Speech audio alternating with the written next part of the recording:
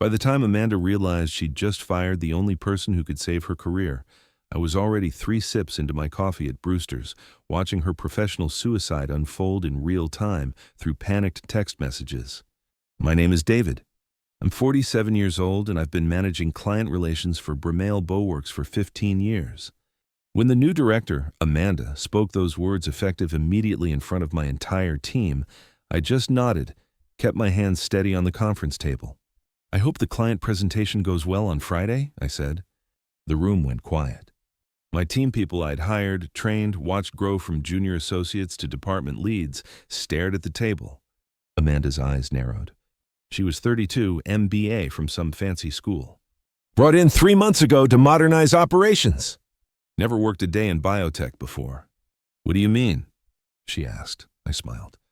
You'll figure it out. I walked to my office and started packing. 23 years of work fitting into 2 cardboard boxes. Photos of successful product launches. Awards from satisfied clients. The coffee mug my daughter gave me that said, "World's Best Dad." Amanda followed me, hovering in the doorway like she wanted to say something but couldn't find the words. David, about the Hollowgate account. Not my problem anymore, I said, taping up the first box. She left me alone after that. My team filtered by one. They didn't say much, just quiet handshakes and promises to stay in touch. Sarah, my senior analyst, lingered the longest. This is wrong, she whispered. It's business, I told her. But we both knew it wasn't. The truth was, I'd seen this coming for weeks. Ever since Amanda arrived, she'd been undermining me in small ways, scheduling meetings without me, questioning my decisions in front of clients. Last week, she'd suggested to upper management that my old school approach was holding the company back. What she didn't know was that I'd been keeping detailed records.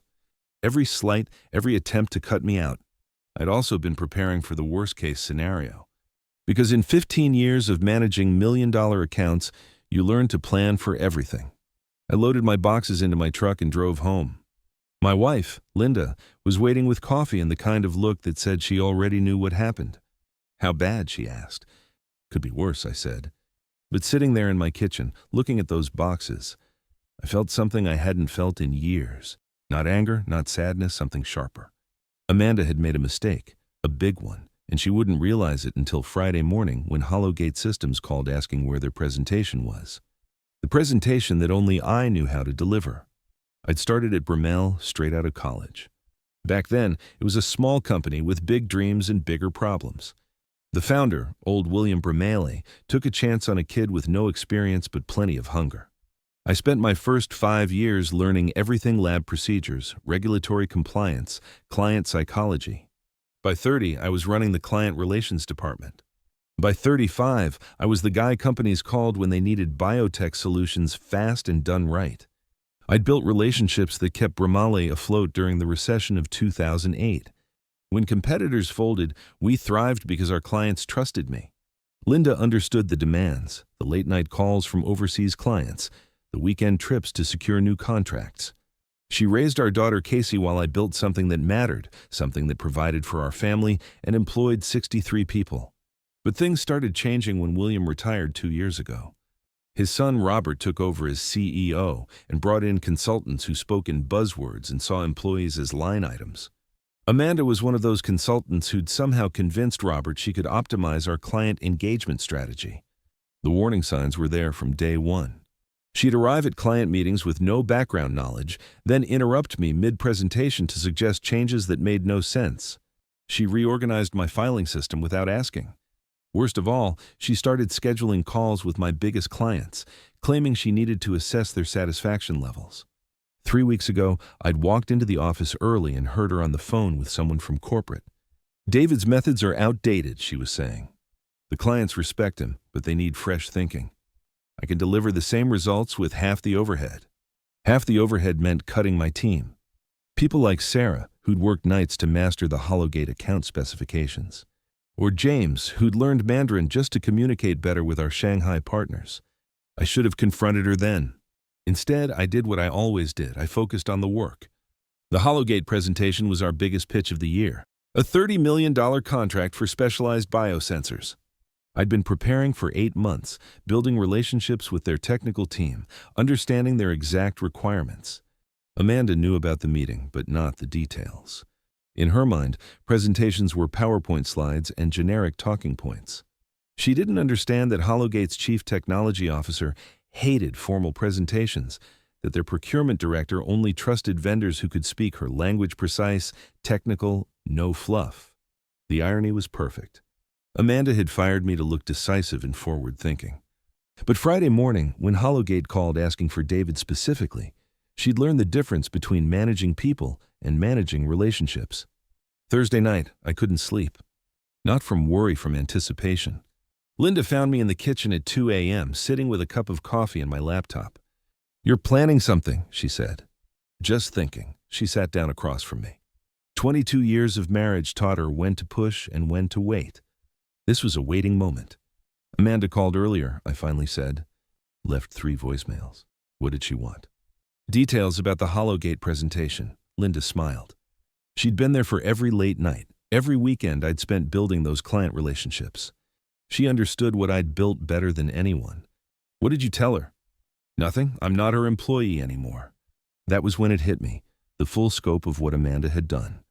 She hadn't just fired me. She'd destroyed 15 years of institutional knowledge. Client preferences, technical specifications, relationship dynamics that took years to develop. The Hollowgate account wasn't just about a presentation. It was about trust built through dozens of smaller interactions, like remembering that their lead engineer preferred technical drawings over flowcharts, or knowing that their CEO made decisions based on implementation timelines, not cost savings. Amanda thought she could wing it, show up with a standard pitch deck, and charm her way through $30 million in business. She had no idea that Hollowgate's team would be expecting the detailed technical breakdown I'd promised them, the specific sensor calibration protocols I'd developed, the implementation schedule that accounted for their third-quarter budget cycles, the one that existed only in my head and in notes they'd never find. I opened my laptop and looked at my calendar. Hollowgate was scheduled for 10 a.m. Friday. By 11 a.m., Amanda would be sitting in Robert's office, trying to explain why their biggest client of the year had walked out after 20 minutes. My phone buzzed. Text message from Sarah. "Amanda's been in your office all day looking for files. She seems panicked." I typed back, "Files are on the server. She has access to everything," which was true. She had access to contracts, basic client information, standard presentation templates. What she didn't have was context, the human element that turned data into relationships. I poured another cup of coffee and opened a new document on my laptop. Started typing my resignation letter, the formal one I should have submitted months ago when I first realized what Amanda was doing. But then I stopped, deleted everything. Why make it easy for her? Instead, I opened my personal email and started reaching out to contacts at other biotech companies, people who'd been trying to recruit me for years. By morning, I had 3 interview requests and 1 job offer. Linda woke up at 6 a.m. and found me still at the kitchen table, now dressed for the day. "Going somewhere?" she asked. "Coffee shop downtown. Good Wi-Fi, quiet place to make some calls." She kissed my forehead. "Give them hell." I didn't plan to give anyone hell. I planned to let Amanda do that all by herself. Friday morning at 9:47 a.m., I was sitting in Brewster's coffee house downtown when my phone started ringing. Amanda. I let it go to voicemail. Then she called again. And again. By 10:15, she'd called 7 times. At 10:23, Sarah called. "David, where are you?" "The Hollowgate people are here and Amanda's having a meltdown. She can't find the technical specifications they're asking for." "They're in the system," I said, stirring my coffee. "She says they're not. She's been up all night looking." "Tell her to check the project folder under Hollowgate Systems, subsection Technical Requirements." Sarah went quiet for a moment. "David, she says that folder is empty except for basic contact information." I almost smiled. "That's because the technical specs were never digitized. They're in my notebook, the blue one that lived on my desk." "The one you took home yesterday?" "The one I took home yesterday?" Sarah was quiet for a long moment. "They're asking for you specifically. The CTO said he was looking forward to discussing the sensor calibration protocols you developed. Wish I could help?" At 10:45, Robert called the CEO himself. "David, I need you to come in. There's been a misunderstanding." "No misunderstanding. I was terminated yesterday. Effective immediately, I believe," Amanda said. "Look, we can work this out. Maybe Amanda was hasty. Maybe she was, but I'm not an employee anymore, Robert. I can't legally represent Dramaine in client meetings. Then name your rate. As a consultant, I'm not available, which was true. I had a phone interview with Driftshade Limited at 2 p.m. Their VP of Business Development had called personally after receiving my resume that morning. By 11:30, according to Sarah's texts, the Hollowgate team had left. They'd given Amanda 20 minutes to produce the technical documentation they'd specifically requested. When she couldn't deliver, they'd politely excused themselves and said they'd reassess their options. Amanda called again at noon. This time I answered, "David, you have to help me. This is sabotage. This is consequences. I can report you for corporate sabotage. Withholding company information." What information? I removed personal belongings from my office. The notebooks were mine. I bought them with my own money. All official company files remain on the server. You know, that's not how this works. Actually, it's exactly how it works. I was terminated without cause and without notice. Brimmel forfeited any claim to my cooperation. She hung up. 10 minutes later, security called asking me to return my company notebooks. I told them to check my employment contract. Personal notebooks purchased with personal funds remained personal property. At 1:30, Linda called, laughing. "Casey just texted me. She saw Amanda on LinkedIn posting about exciting new opportunities at Dramaine. Apparently, she's trying to spin this as a positive restructuring. How's that working out? 3 of your former clients have already posted asking where you went. Word travels fast in biotech. By 3 p.m., after a very promising phone interview with Driftshade, I had my answer to Amanda's earlier question about sabotage. This wasn't sabotage. Sabotage implied I'd actively worked to damage something. I'd done nothing except take my knowledge with me when they showed me the door. The fact that Amanda hadn't bothered to learn how the department actually functioned, that was her choice. The fact that she'd fired the only person who understood the intricacies of their biggest accounts, that was her decision. I'd spent 15 years building something valuable. Amanda had spent 15 minutes destroying it. Now she was learning what that knowledge was actually worth. My phone buzzed with another text from Sarah. Hollowgate called. They want to know if you're available for freelance consultation. Apparently they're very unhappy with Dramaine's lack of preparation. I typed back, "Tell them I'm not available." But they might want to consider Driftshade Limited for their biotech needs. Sometimes the best revenge is simply stepping out of the way and letting people face the consequences of their own actions. Saturday morning brought clarity in the form of a phone call from James, my former colleague from the Shanghai team. "David, I need to tell you something," he said. "I probably should have told you weeks ago." I poured coffee and sat down. "I'm listening. Amanda's been calling our international clients. Not for relationship building, for information. She wanted to know about contract terms, renewal dates, pricing structures. Things she should have learned from internal files." The picture became clearer. "What else?" "She asked me to send her copies of all my client correspondence. Said it was for quality assurance review. When I told her that was already logged in the CRM system, she insisted she needed the originals. I felt something cold settle in my stomach. "Did you send them?" "Number. But David, I think she was building a case against you. Trying to prove you were hiding information or mismanaging accounts." That explained the sudden interest in my methods, the questions about my client relationships. Amanda hadn't been trying to learn from me. She'd been trying to replace me with documentation she could control. "There's more," James continued. "Yesterday, after the Hollowgate disaster, she called an emergency meeting. Told everyone that you deliberately withheld critical information to sabotage the company. And," Sarah shut that down fast, "pointed out that you'd offered to train Amanda on all your accounts when she first arrived. Amanda had declined, saying she preferred to develop her own approaches." I remembered that conversation. 3 months ago, I'd spent an entire weekend preparing training materials for Amanda. Detailed client profiles, communication preferences, technical requirements. She'd glanced through them and said traditional relationship management was too time-intensive for modern business practices. "What's the mood in the office?" I asked, tense. "Robert called an all-hands meeting for Monday. Word is he's bringing in external consultants to assess the client relations crisis." After James hung up, I sat thinking about the deeper implications. Amanda hadn't just fired me impulsively. She'd been planning it for weeks. The Hollowgate presentation was supposed to be her proof that she could handle my responsibilities. A successful meeting would have validated her approach and justified my termination.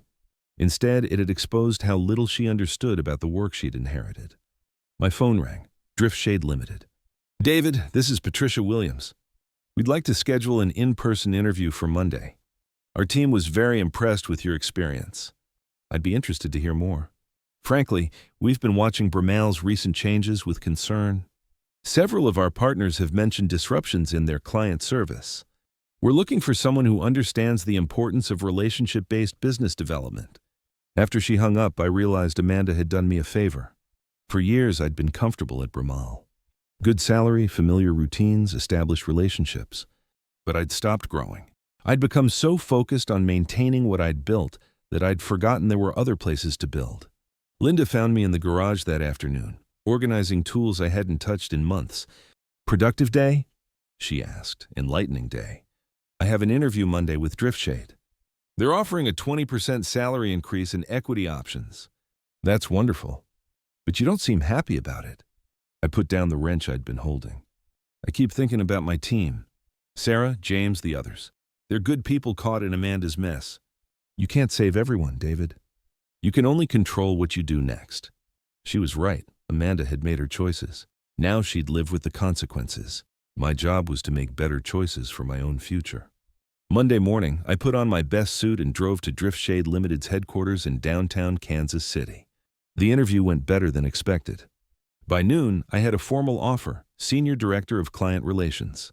25% salary increase, full benefits, and a signing bonus that would cover Casey's college tuition for the next 2 years. I accepted on the spot. Walking out of their offices, I felt lighter than I had in months. Not because of the money, because of the possibilities. Driftshade was growing fast, landing contracts with pharmaceutical giants and research universities. They needed someone who understood how to build lasting client relationships in a competitive market. Someone exactly like me. My phone buzzed with a text from Sarah. Dramaine stock dropped 3% this morning. Word about Hollowgate is getting around. I wasn't surprised. In biotech, reputation traveled fast. Lose one major client through poor preparation, and others started questioning your reliability. Amanda's modernization was looking more like incompetence with each passing day. Tuesday, the Kansas City Business Journal published a brief article about Hollowgate Systems selecting Driftshade Limited for their biosensor project. The $30 million contract I'd spent 8 months developing was now going to my new employer. Wednesday, James called with an update. Robert fired Amanda yesterday. Effective immediately. How's the team handling it? Relief, mostly.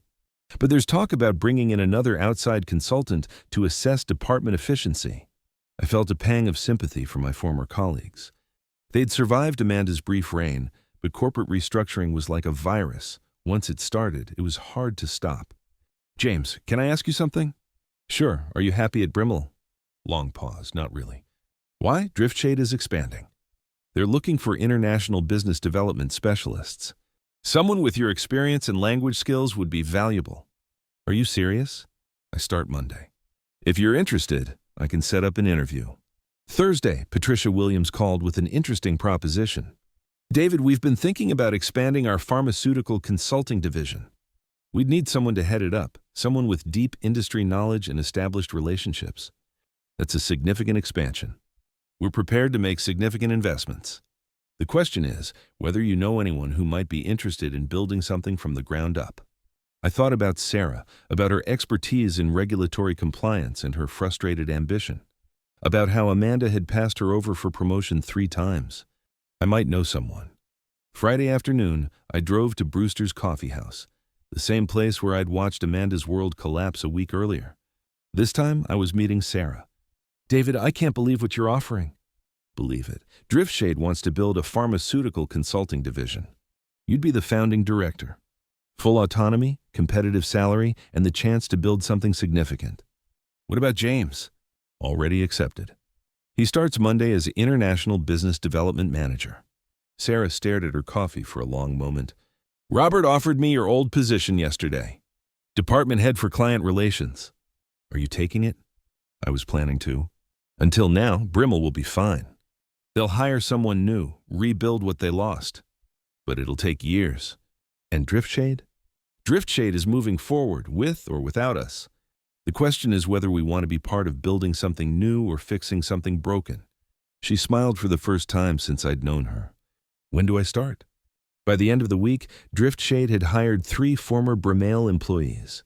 Not through poaching or recruitment, through opportunity. We weren't running from something. We were running towards something better.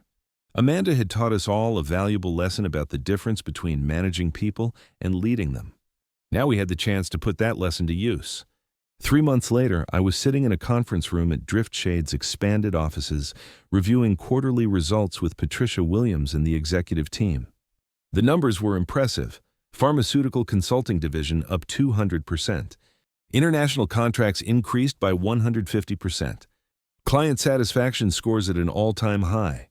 David, your team has exceeded every projection we made, Patricia said. The Hollowgate implementation alone has generated 5 new contract inquiries. Sarah, now director of pharmaceutical consulting, smiled from across the table.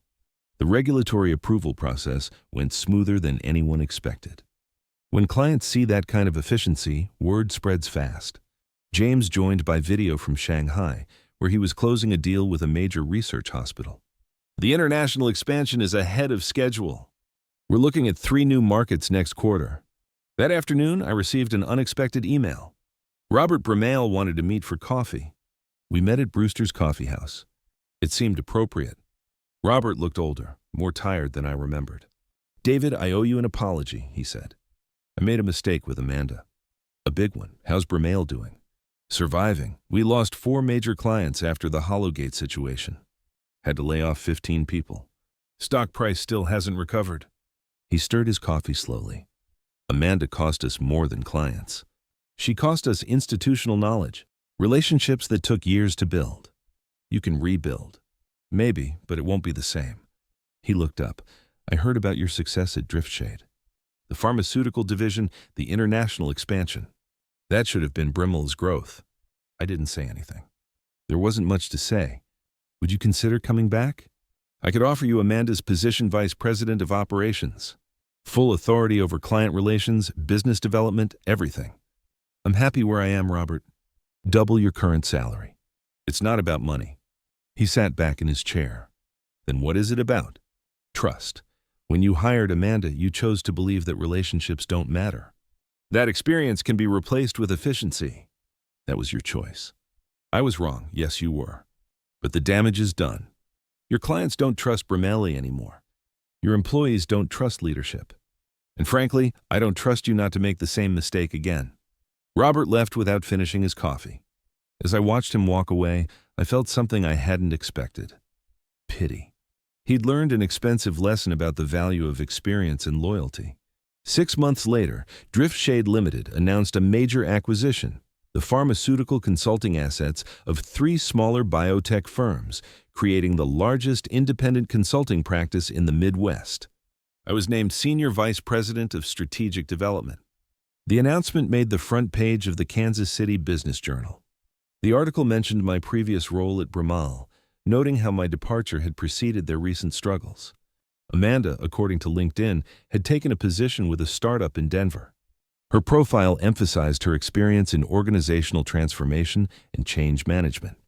There was no mention of Dramaine or what that transformation had actually accomplished. The poetic justice wasn't lost on me. In trying to prove that relationships don't matter, she destroyed the relationships that kept Dramaine competitive.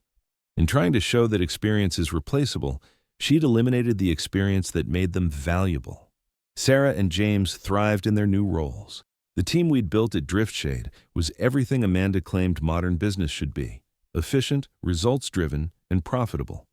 The difference was that we built it on a foundation of mutual respect and shared knowledge, not corporate buzzwords and arbitrary restructuring. Last week, Casey called from college with news that made everything worthwhile. Dad, my business professor used your story as a case study about the importance of institutional knowledge and relationship management. She called it the Dramaine mistake. What did you tell her? That my dad always said the best revenge is living well. Linda was right, as usual. You can't save everyone. You can only control what you do next. 6 months later, Bramal's board of directors forced Robert to step down as CEO after a series of failed client acquisitions and mounting financial losses. Amanda's startup in Denver folded within 8 months, leaving her explaining the gap in her resume to increasingly skeptical employers. The organizational transformation she'd championed became a cautionary tale taught in business schools across the country. Sometimes the most satisfying victories are the ones where you never have to throw a punch. Thanks for watching. Hit subscribe to check out more stories on my channel.